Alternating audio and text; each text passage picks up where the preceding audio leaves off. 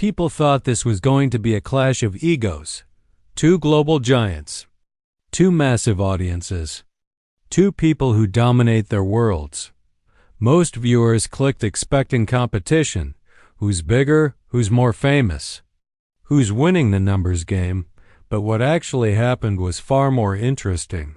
This conversation didn't expose arrogance. It exposed how power really thinks.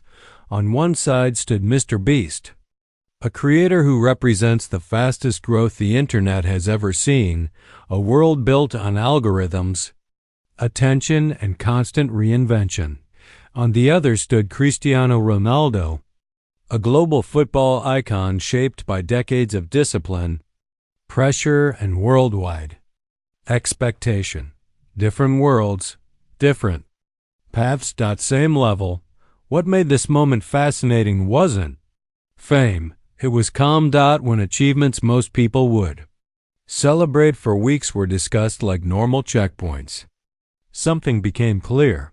This wasn't about impressing anyone. It wasn't about proving dominance. It was a rare look into how people at the absolute top process success. Pressure and legacy. No noise. No exaggeration. No performance. Just two elite mindsets, revealing what happens after you've already won. And that's why this conversation matters. Because it shows that real power doesn't announce itself. It simply exists. What made this conversation powerful wasn't the setting, the cameras, or even the famous names involved. It was the contrast.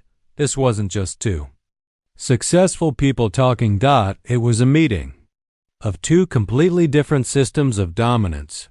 MrBeast's world is built on speed, rapid feedback, experimentation, and growth that can skyrocket overnight or disappear just as fast.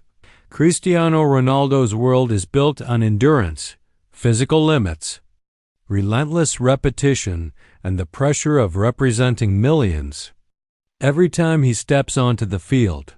That's why people leaned in. Viewers weren't just watching a conversation. They were watching two versions of success being measured against each other. One path rewards risk and creativity. Other punishes mistakes instantly. And yet, despite these differences, something unexpected happened. There was no tension. No insecurity. No need to prove superiority. Instead, what emerged was curiosity. Curiosity about how growth actually works at the highest level. Curiosity about what success feels like when it stops being new. Curiosity about what motivates someone like MrBeast or Cristiano Ronaldo after they've already achieved what most people only dream about. That's why numbers became such a powerful moment in this discussion.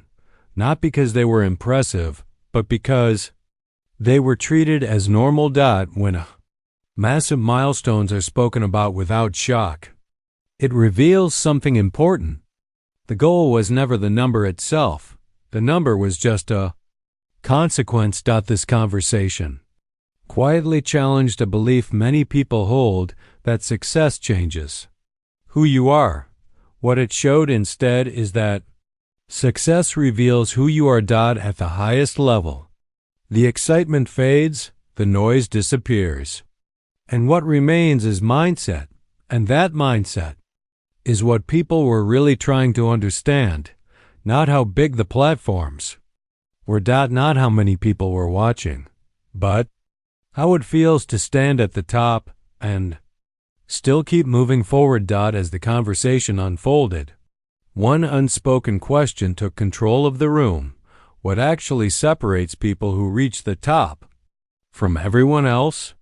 It wasn't talent. Talent exists everywhere. It wasn't opportunity either. Opportunities come and go for millions of people every day. The real curiosity came from watching Cristiano Ronaldo and MrBeast arrive at the same level of influence through completely different routes, yet speak the same internal language. One path was defined by speed, explosive growth, constant adaptation. The other was defined by endurance, years of pressure. Mental resilience built through repetition. Most people assume one of these paths must be superior, but this conversation dismantled that idea, because once you reach the top, the rules change. The game is no longer about climbing. It's about maintaining control. Control over attention. Control over performance. Control over emotion. That's why moments that would overwhelm most people, historic milestones, massive numbers, global attention, were met with composure. Not excitement. Not disbelief. Just awareness. People at this level don't chase validation. They don't measure themselves against others. They measure themselves against standards. Standards of consistency. Standards of discipline. Standards of execution. And that clarity is rare. As the conversation progressed, the most powerful moments weren't bold claims. They were quiet realizations. Time wasn't treated as a limitation. It was treated as a tool. Pressure wasn't feared. It was normalized. Success wasn't an identity. It was a responsibility. For Cristiano Ronaldo, legacy is built through repetition and control. For MrBeast, speed becomes meaningful only when structure exists.